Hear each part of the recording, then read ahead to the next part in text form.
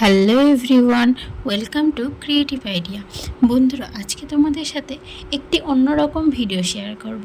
সেটা হলো নরম তুলতুলে তালের বড়া বানানোর রেসিপি। এইভাবে তালের বড়া বানালে 24 ঘন্টা পরেও তালের বড়া থাকবে নরম তুলতুলে।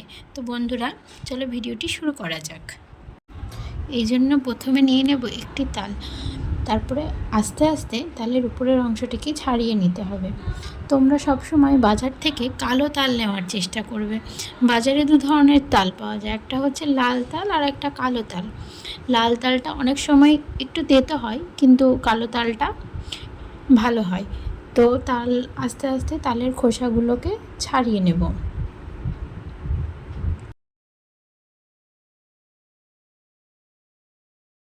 দেখো, আমার তালের খোসা সব প্রায় ছাড়ানো হয়ে গেছে।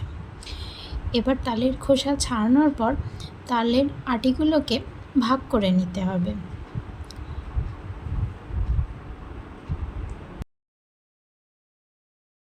দেখো, আমার তালের আটিগুলোকে আমি খুব সুন্দরভাবে ভাগ করে নিয়েছি।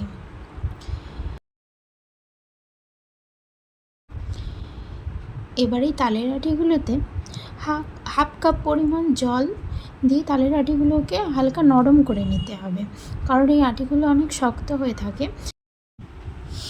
জল দিলে এই তালের আটিগুলো থেকে খুব সহজেই তালের পাল্প বের করা যায়। দেখো, এই তালের আটিগুলোকে আমি একটু নরম করার জন্য হালকা থেতলে নিচ্ছি। এরপরে এরকম একটা ছিদ্রযুক্ত বাসনে এই তালের আটিগুলোকে ঘষে নিতে হবে। সবার বাড়িতেই মোটামুটি এরকম ছিদ্রযুক্ত বাসন থাকে। তোমরা এই বাসনে তালের আটিগুলোকে ঘষে নেবে। দেখো, কত সুন্দর তালের পাল্প বেরিয়ে এসছে। দেখো, তালের পাল্পটি কত সুন্দর ঘন হয়েছে। এবার এই তালের পাল্পের মধ্যে 1 কাপ পরিমাণ ময়দা, 1 কাপ পরিমাণ আটা আর 2 টেবিল চামচ সুজিকে গরম জলে ভিজিয়ে রেখেছিলাম, তো সেটা এর মধ্যে দিয়ে দেব। যার ফলে বড়াগুলো বাইরে থেকে হবে মুচমুচে, ভেতরে হবে একদম নরম তুলতুলে। আর দিয়ে দেব 1 কাপ পরিমাণ চিনি। এবার এই সবগুলো উপকরণকে খুব সুন্দরভাবে মেখে নিতে হবে।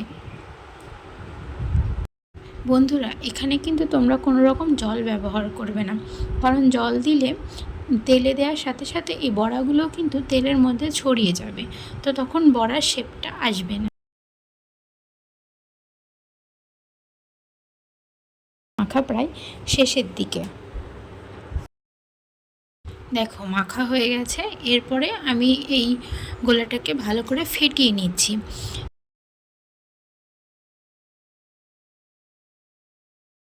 দেখো, তারপরে এই মিশ্রণটিকে কিছু সময়ের জন্য ঢেকে রাখতে হবে। ওই ধরো 10-15 মিনিট ঢেকে রাখবে। ঢেকে রাখার পরে এটা আবার মোটামুটি 1-1.5 মিনিট এটাকে ভালো করে হাত দিয়ে ফেটিয়ে নেবে।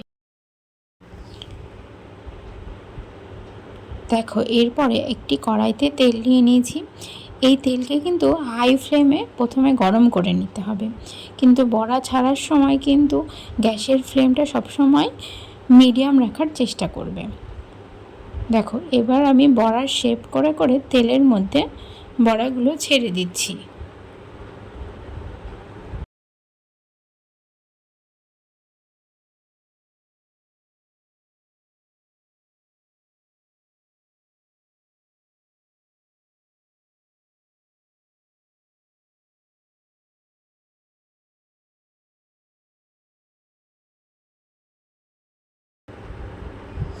দেখো, বড়াগুলো যখন হালকা লাল হয়েছে, তখন আমি একটা খুন্তির সাহায্যে বড়াগুলোকে আলতো হাতে উল্টে পাল্টে দেওয়ার চেষ্টা করছি।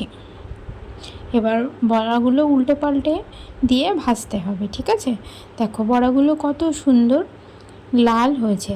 তবে বেশি ভাজবে না, বেশি ভাজলে বড়াগুলো কিন্তু কালো হয়ে যাবে, তখন দেখতে ভালো লাগবে না।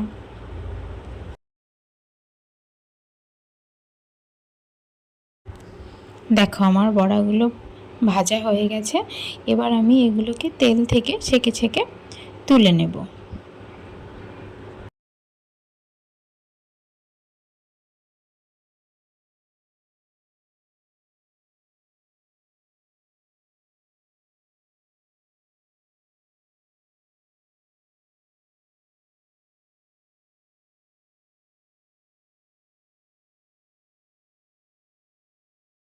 এইভাবে একে একে পরের ব্যাচের বড়াগুলোও ভেজে নেব। দেখো রেডি হয়ে গেল আমার নরম তুলতুলে তালের বড়া। তো তোমরাও কিন্তু বাড়িতে বানিয়ে খেয়ে দেখবে কেমন হয়েছে। হ্যাঁ, অবশ্যই কমেন্ট করে জানাও যে ভিডিওটি তোমাদের কেমন লাগলো। আজকের মতো বন্ধুরা আসছি, টাটা।